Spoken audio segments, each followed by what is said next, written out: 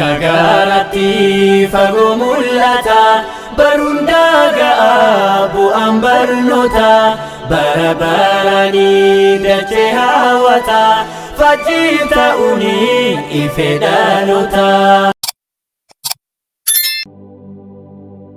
Carraa qabeeyyii eebbifamoon bagatti geessan guyyaa kana milkaa'inni geeree qabu dhala dhufuuf daandii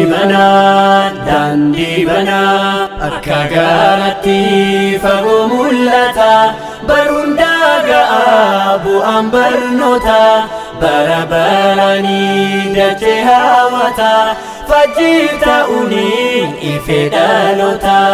Carraa qabeeyyii eebbifamoon bagatti geessan guyyaa kana milkaa'inni geeree qabu dhala dhufuuf daandii banaa akka gaaratti fagoo mul'ata baruun daaga'a bu'aan barnoota bara baranii dachee hawwata faajjii ta'uuni ife dhaloota.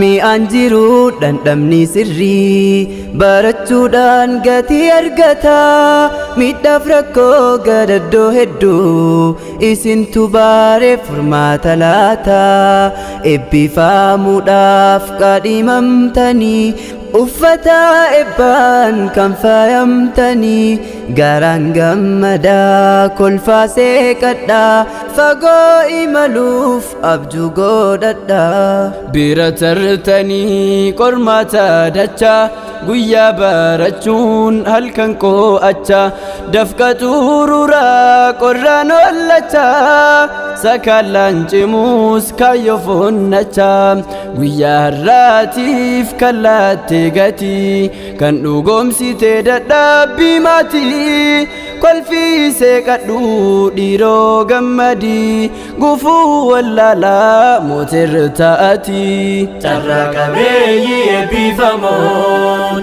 bagatti geessan guyyaa kana milkaa'inni geeree qabu dhala dhufuuf daandii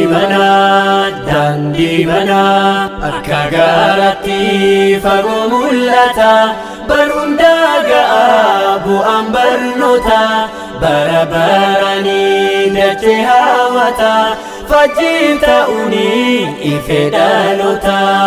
Mi'i beekumsaan obaafamtanii hayyoota ta'uun moggaafamtanii waadaa ummataa gurmuun baatanii tajaajiltummaaf bobbaafamtanii bagatti geessan hundumtii keessan gammachuun keenya gammachuu keessan.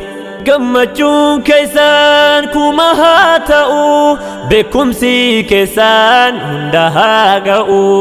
Harmee haadha koo ilmi kee dhufe addunyaa moo'ee hanga'ee ife warroonni dhiiraaf kanneen dubaraa guyyaan kun addaa beekanuu maraaf dhaloonni dhufuu hayyuu hordofaa furmaanni sirriin barachuu qofa barachuun keessan dhala furmaata guyyaan har'a kun hundaaf gumaata. Carraa qabeeyyii eebbifamoon bagatti geessan guyyaa kana milkaa'inni geeree qabu dhala dhufuuf daandii banaa akka gaaratti fagoo mul'ata baruun daaga'a bu'aan barnoota bara baranii dachee hawwata faajjii ta'uuni ife dhaloota.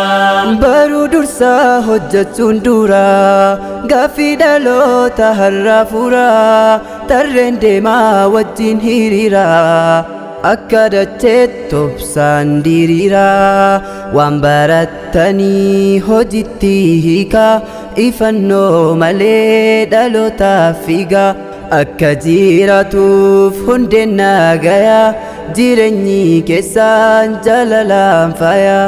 daandii kaayyoorra hiriirtanii waan qabdaniis waliif hirtanii guyyaa har'aa milkiin galtanii dafqa keessan ijaan gartanii abboo fi ayyoon garaan gammadaa ilmi keessaniif guyyaa kun addaa ifaajeen keessan kunoo dhugoome ilmi keessanis ibbaaf carroome bira tartanii qormaata dacha guyyaa barachuun halkan qo'acha dafqa xumuraa qorraan hollacha sakallaan cimuus kaayyoon onnacha bagatti geessan hundumtii keessan gammachuun keenya gammachuu keessan gammachuun keessan kuma haa ta'u beekumsi keessan hunda haa ga'u carraa qabeeyyii eebbifamoo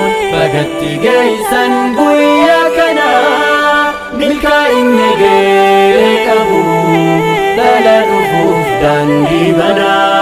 daandii banaa akka gaaratti fagoo mul'ata baruun ga'a bu'aan barnoota bara baraanii dachee hawwata faajjii ta'uun ife dhaloota.